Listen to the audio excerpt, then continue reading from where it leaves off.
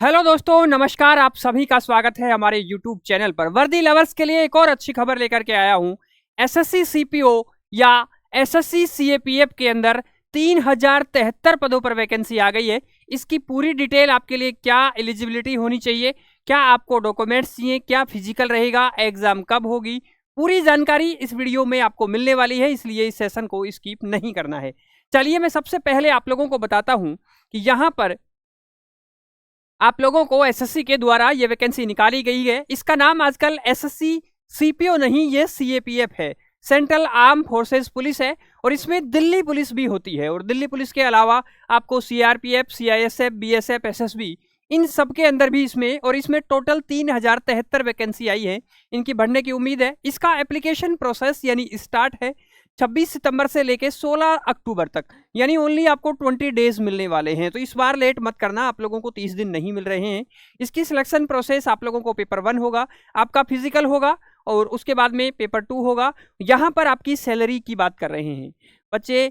यहाँ पर अगर आप दिल्ली पुलिस से कांस्टेबल लगते हैं तो यहाँ पर आप सब इंस्पेक्टर लगेंगे। अब आप सोचिए, कांस्टेबल के बाद में प्रमोशन होगा और आप हेड कांस्टेबल बनेंगे, उसके बाद में आप 1 स्टार एएसआई बनेंगे, और उसके बाद में आप लोग एसआई बनेंगे। तो अब थोड़ी मेहनत करेंगे तो आप डायरेक्ट कांस्टेबल से यहाँ पर पहुँच जाएंगे। और यही है वो पोस्ट जो एसएससी सीएपीएफ में मिलने वाली है। अब मैं आपको ये बता दूं कि ये आपका बेसिक रहने वाला है 35,400 पहले दिन से। अब आप इसमें एचआरए डीए वगैरह लगाएंगे तो आप लोग ये मान के चलिए कि 65,000 से ऊपर आपका वेतन जाने वाला है। और इसमें थोड़ा बहुत जो वेरी करेगा वो सिटी के अकॉर्डिंग, आपकी पोस्टिंग कहाँ होगी, हार्ड एरिया में होगी तो 70 तक भी आपका वेतन इजीली जा सकता है। ये मैं आपके इन हैंड की बात कर रहा हूँ। चलिए उसके बाद में आपकी जॉब लोकेशन दिल्ली पुलिस में, तो नो डाउट दिल्ली पुलिस में तो दिल्ली शहर में ही रहना है। और इसके अलावा बाकी फोर्सेज में आपको ऑल ओवर इंडिया कहीं पर भी मिल सकती है। चलिए उसके बाद में और डिटेल से बात करेंगे। एसएससी सीपीओ का नोटिफिकेशन 26 सितंबर को आ चुका है। 26 सितंबर से 16 अक्टूबर तक फॉर्म भरे जा रहे हैं। लास्ट डेट ये हो गया। उसके बाद में करेक्शन डेट आप लोगों को 24 से 26 अक्टूबर, 2 दिन आपका, भगवान करे आप गलती ना करें, सावधानी से भरें। फिर भी अगर कोई दिक्कत है, एसएससी सीपीओ का फेज 1 का एग्जाम बड़ा जल्दी ले रहे हैं। दिल्ली पुलिस से भी पहले ले रहे हैं, दिल्ली पुलिस कांस्टेबल से पहले ले रहे हैं। ये कह रहे हैं कि नवंबर या दिसंबर के अंदर। फॉर्म थोड़ा लेट आया इस बार, लेकिन एग्जाम बहुत जल्दी होगा। तो जो बच्चे तैयारी कर रहे हैं वो थोड़ा सीरियस होकर के करें। उसके बाद में बात कर रहे हैं बच्चे, ये हमारे पास टोटल वैकेंसी है। इसमें हम बात कर रहे हैं दिल्ली पुलिस की, 3073 वैकेंसी है। इसमें से दिल्ली पुलिस सब इंस्पेक्टर के लिए आप लोगों को ओपन यानी कि 114 वैकेंसी टोटल है। यहाँ पर ये सभी, इसके बाद में एक्स सर्विसमैन की 8 है, ये 6 है, ये 14 है। तो टोटल 142 वैकेंसी आप लोगों के लिए दिल्ली पुलिस में रहने वाली है। ये कैटेगरी के हिसाब से आप लोग इजीली देख सकते हैं। और ये सारा जो आपको जो नोटिफिकेशन है ये हमारे टेलीग्राम ग्रुप में इजीली मिल जाएगा, और उसकी लिंक आप लोगों को वहां पर हमारे डिस्क्रिप्शन में मिल जाएगी। ये जो है आपकी फीमेल्स के लिए वैकेंसी रहने वाली है दिल्ली पुलिस सब इंस्पेक्टर के अंदर।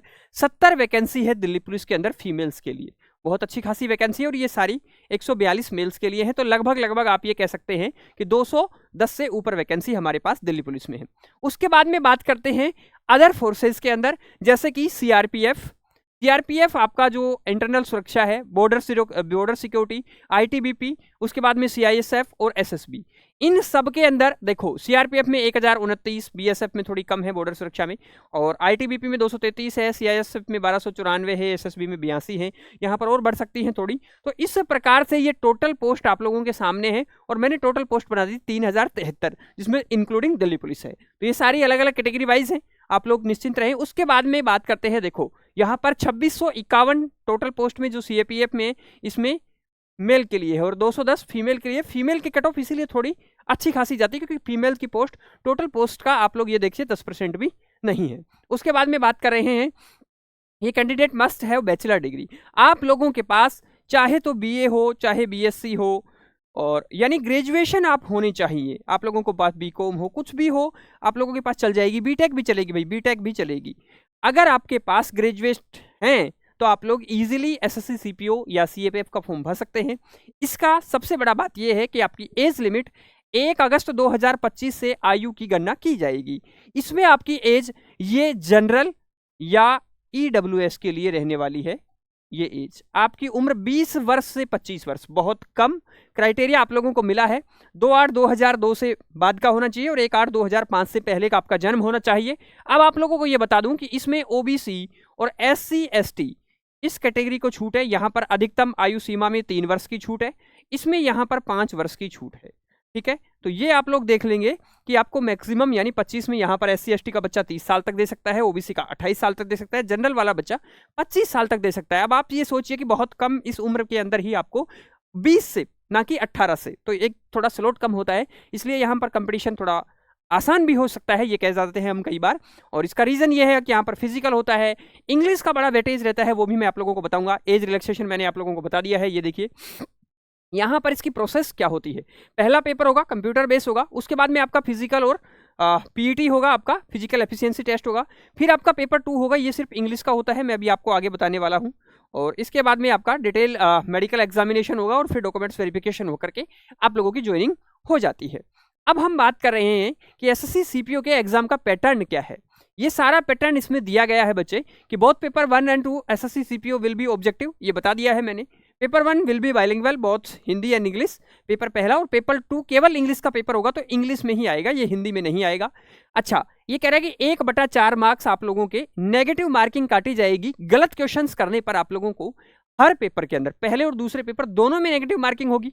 Total time duration 2 hour with sectional. अच्छा, बहुत अच्छी बात है, यहां पर देखिए आप लोग, ये है SSC CPO का टायर 1 का सिलेबस। यहां पर देखेंगे बच्चे, रीजनिंग 50 क्वेश्चंस 50 नंबर के, ओके, मैथ्स भी, जीके भी और मैथ्स भी, और आप लोगों का इंग्लिश भी। 50-50 क्वेश्चंस हैं और 50-50 मार्क्स हैं, यानी कि 200 क्वेश्चन 200 मार्क का। बच्चे पहले यहां पर आप लोगों को 2 घंटे मिलते थे, लेकिन इस बार हर सेक्शन के अंदर 30 मिनट 30 मिनट और 30 मिनट। ये SSC ने एक नवाचार कर दिया है। तो आप, मुझे पता है आप इंग्लिश भी कर देंगे, आप जीके जीएस भी कर देंगे, लेकिन बच्चे हाथ पांव मार के आप रीजनिंग भी कर देंगे, नहीं कर पाएंगे मुझे पता है। लेकिन क्या आप लोग 30 मिनट के अंदर 50 क्वेश्चन मैथ और वो भी एडवांस कर सकते हैं क्या? ऐसा बिल्कुल पॉसिबल नहीं है, इसलिए आप अपनी तैयारी को और धार देना पड़ेगा। मैथ्स के अंदर बहुत कम टाइम के अंदर आपको सवाल सोल्व करने पड़ेंगे और कट ऑफ निश्चित रूप से डाउन होगी, मेरा ये अनुभव आप लोगों के साथ है। उसके बाद में पेपर 2 200 नंबर का पेपर आएगा और इसमें 200 ही मार्क्स रहने वाले हैं।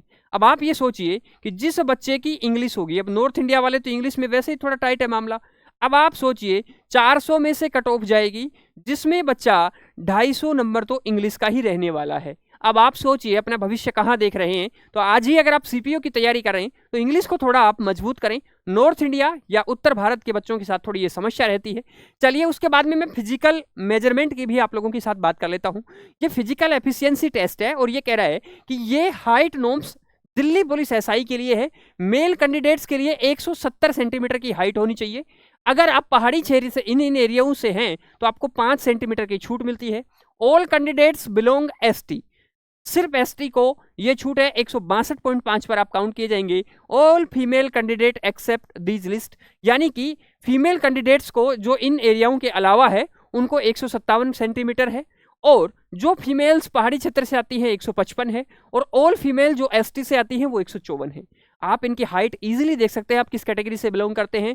और आपका चेस्ट जो है वो 80 से 85 यानी 5 एक्सपेंड होना चाहिए। यहाँ पर आप लोगों को all male candidates belong ST, यानी ST कैंडिडेट्स के लिए 77 से 82 होना चाहिए, और फीमेल्स के लिए ऐसा कोई क्राइटेरिया नहीं है चेस्ट वाला।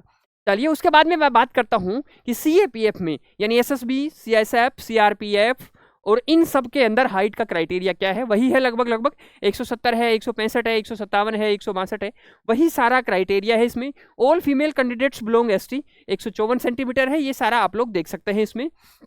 ये कह रहा है weight corresponding to height, weight आपका हाइट के अकॉर्डिंग होना चाहिए। आप गूगल से चार्ट डाउनलोड करके देख सकते हैं, ओके। उसके बाद में देखते हैं आपका physical PET for all post. आपको 100 मीटर का सूट लगाना है, एक बहुत फास्ट भागना है, और उसके लिए मेल्स के लिए आप लोगों को 16 सेकंड में ऐसा करना होगा। इसके अलावा 1.6 1600 मीटर की रेस आपको 6.5 मिनट में करनी होगी। लॉन्ग जंप आपको 3.65 मीटर 3 चांस में कवर करना होगा। हाई जंप 1.2 मीटर के लिए आपको 3 चांस मिलेंगे, और शॉर्ट पुट यानी कि आप लोगों को 16 LBS का जो गोला है वो 4.5 मीटर 3 चांस के अंदर फेंकना है। इसके अलावा फीमेल कैंडिडेट के लिए 18 सेकंड में, 100 मीटर का आप लोगों को सूट लगाना है। उसके अलावा 800 मीटर की रेस 4 मिनट में करनी है। लॉन्ग जंप 2.7 मीटर 3 चांस में कर सकते हैं आप लोग। हाई जंप के लिए 0.9 मीटर 3 चांस में कर सकते हैं। और महिलाओं के लिए या बालिकाओं के लिए शॉर्ट पुट की कोई वैधता कोई जरूरी नहीं है। ये सारी बात हो गई। इसके अलावा मैं एक बात और कर देता हूं आपका कि मेडिकल एग्जामिनेशंस में आप लोगों की आई जो साइट है वो कह रहा है कि बेटर आई 6/6 होनी चाहिए। यानी अगर मैं लेफ्ट हैंडर हूं तो मेरी लेफ्ट आई 6/6 होनी चाहिए, दूसरी वाली 6/9 भी चल जाएगी। अगर आप राइट हैंडर हैं तो आपकी राइट आई 6/6 होनी चाहिए, दूसरी वाली 6/9 भी चल जाएगी। इसके साथ ही मैं बात करूं आपको, टैटू वगैरह आप लोगों के हाथों पर कहीं पर भी अलाउ नहीं है। ये सारी बातें जो जनरली फोर्सेस पर लागू होती हैं वो सभी लागू हैं। और मैं आप लोगों को बता दूं, अगर आप हमारे साथ जुड़कर तैयारी करना चाहते हैं तो आपको प्ले स्टोर से नोट्स गुरुजी एप्लीकेशन डाउनलोड करना होगा और वहां पर आप लोग एसएससी सीपीओ का बैच एनरोल कर सकते हैं। वहां पर आपको एसएससी सीपीओ का बैच मिल जाएगा। वहां पर प्रैक्टिस टेस्ट टेस्ट सीरीज हैं, बहुत सारी सुविधाएं हैं, उसके अंदर वीडियो क्लास है, पूरा सब कुछ हम कवर करवा रहे हैं। तो आप इजीली वहां पर आकर के एक्सेस कर सकते हैं। इसलिए आप लगातार अपनी तैयारी हमारे साथ जुड़कर इजीली कर सकते हैं और हमारे इस चैनल को भी सब्सक्राइब